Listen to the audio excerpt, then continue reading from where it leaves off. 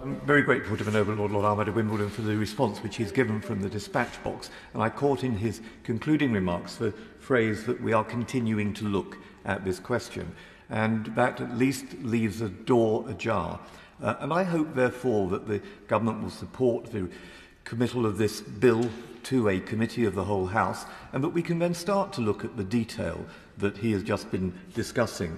I was very struck by, in his answer to my intervention, which of course was about the Human Rights Council, but also the implications for the Security Council, where you have countries that veto any kind of action being taken on any issue concerned with human rights or with crimes against humanity or genocide or whatever, wherever it may be on that ladder, which the Noble Lord Collins was right to describe. We've heard a series of compelling and powerful speeches from all sides of the House about why our response to this horrific and grotesque crime of genocide must change. And it was the Noble Lord's noble friend, the former government minister herself, Baroness Sugg, who had to give the same arguments from the dispatch box that the Noble Lord has given endlessly, in which we heard as recently as last Tuesday in Grand Committee in a debate on the procurement bill about forced organ harvesting of Falun Gong and Uyghurs in Xinjiang, in the Moses Room, where the government minister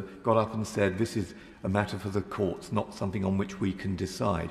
And yet, my lords, even when the courts decide, as in Germany recently, on the issue of the Uyghurs, of the Yazidis, and what occurred to them in northern Iraq, the courts found that there was genocide.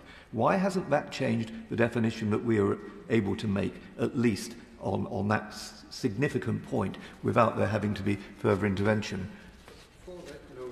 Down, and also relating to both the Noble Lord Mann and the Noble Lord the Minister, recognising that these are very complex matters, surely the answer to that is to say, yes, they are very complex matters, and that is why we need a piece of legislation such as that put forward by Lord Alton, because that is going to enable a court, not the government, not the Parliament, but a court, to say, yes, that was genocide, or no, sorry, it isn't genocide, but it is a crime against humanity.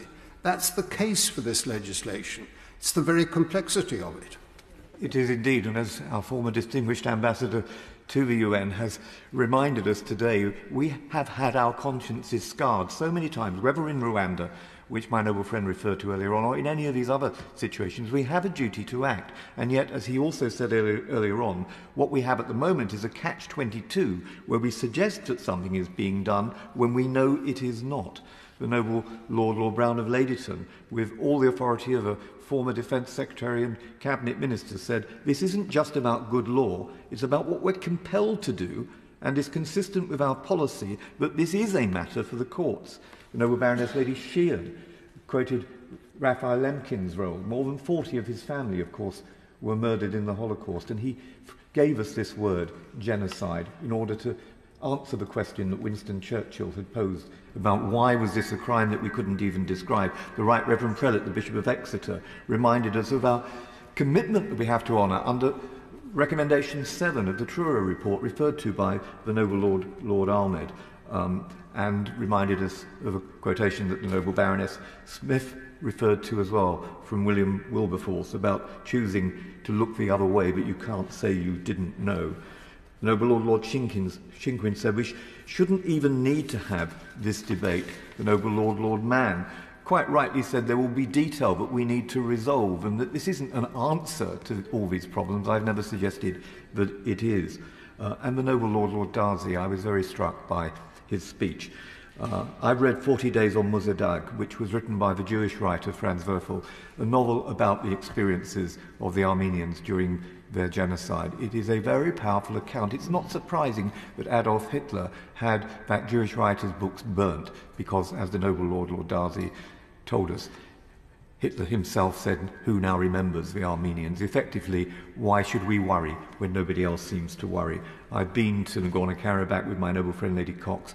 I took my daughter with me and said, if ever you go into public life, ever, speak up for those for whom there is no voice. My grandfather had given me pictures which he brought back from the Holy Land from the First World War, which showed executed Armenians who had been murdered as the Ottoman Turks retreated from Jerusalem. And we saw those same photographs in the Genocide Museum in Yerevan. So I was personally very taken by not only what he had to say, but what everyone has said in this debate.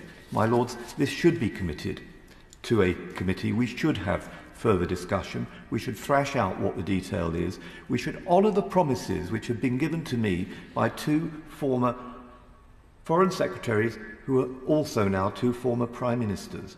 We should be as good as our word in politics. They said this would be reformed. This bill provides an opportunity for it to be reformed. I beg to move. The question is, that this bill be now read a second time. As many as are of that opinion will say content. Contrary not content, the contents have it. Lord Alton. Lords, I beg to move that this bill